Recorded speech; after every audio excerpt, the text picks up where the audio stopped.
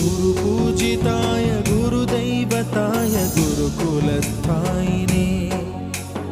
गुरुविक्रमाय गुह्यप्रवराय गुरवे गुणगुरवे गुरुदैत्यकलक्षेत्रे गुरुधर्मसदाराध्याय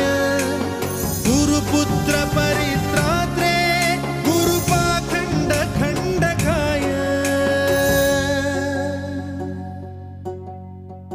गीतसाराय गीततत्त्वाय गीतगोत्राय धीमहि गूढगुल्फाय गन्धमत्ताय गोजयप्रदाय धीमहि गुणातीताय गुणाधीशाय गुणप्रविष्टाय धीमहि